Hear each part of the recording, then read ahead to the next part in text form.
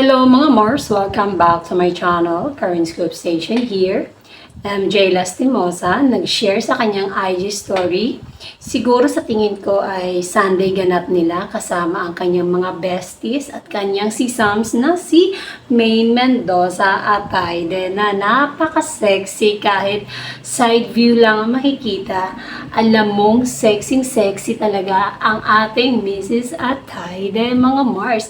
Kanina napanood ko sa Itbulaga dun sa Gimme 5, di ba? Pag merong hindi na kumpleto ng sagot ang contestant, tatayo si Tito Sen upang mamigay ng 5K para doon sa isang sasagutan.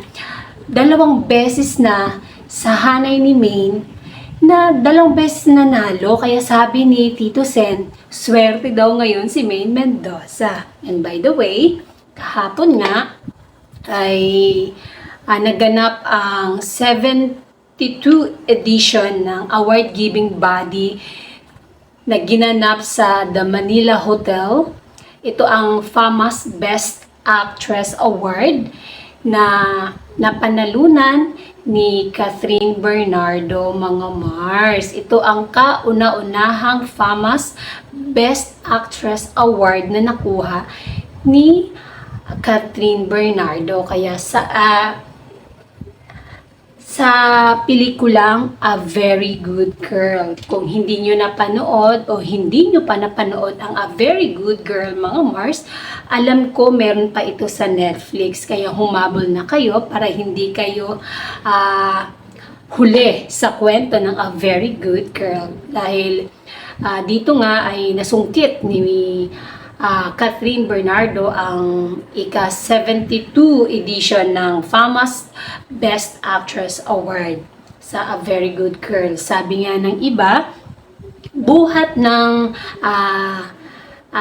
naghiwalay ang relasyon ni Daniel Padilla and Catherine Bernardo, mas lalo pang namamayagpag ang career ni Catherine Bernardo na tila nga ba ay parang napabuti pa daw ata ang paghihiwalay ni Daniel Padilla and Catherine Bernardo dahil lalo pong gumanda ang career ni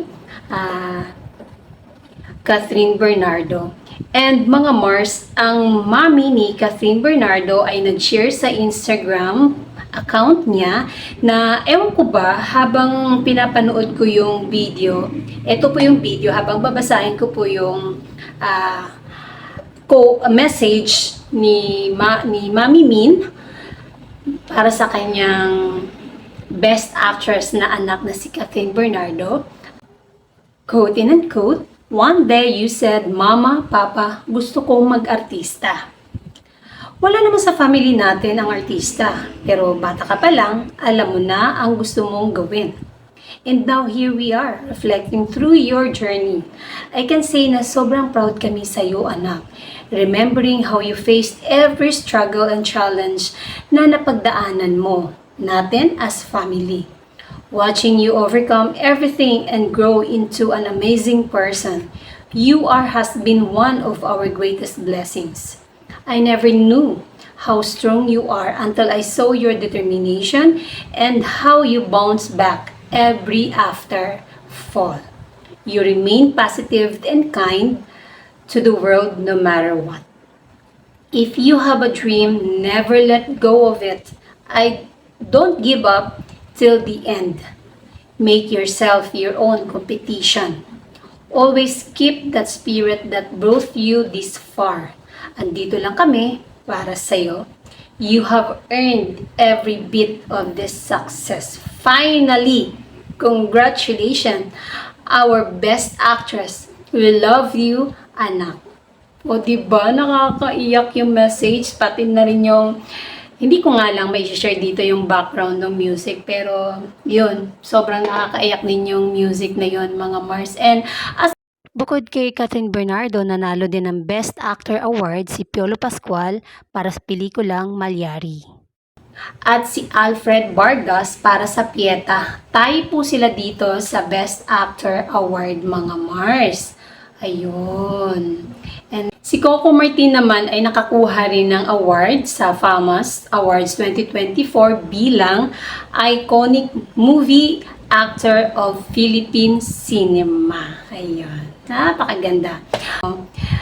Balikan lang natin yung mami ni Catherine Bernardo na super proud sa kanilang nag-iisang artista sa kanilang pamilya. Ito nga si Catherine Bernardo. Oo nga, wala sa kanila ang artista pero si Catherine ang pinakauna. O malay mo, may susunod pa dahil may mga pamangkin naman si Catherine Bernardo.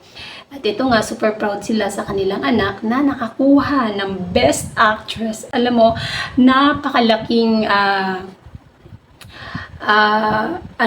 bilang artista, achievement mga Mars na makakuha ka ng Best Actress dahil dito kinilala or dito nakikilala ang iyong mga tawag nito, mga pinaghirapan bilang artista na siguro para lang sa akin na pag nakatanggap ka ng award, lalong-lalo na itong Best Actress Award na napakagandang awards itong FAMAS dahil bilang artista, pag nakakuha ka ng awards, ito ay yung dito mo masasabi na ikaw ay artista talaga at magaling na artista.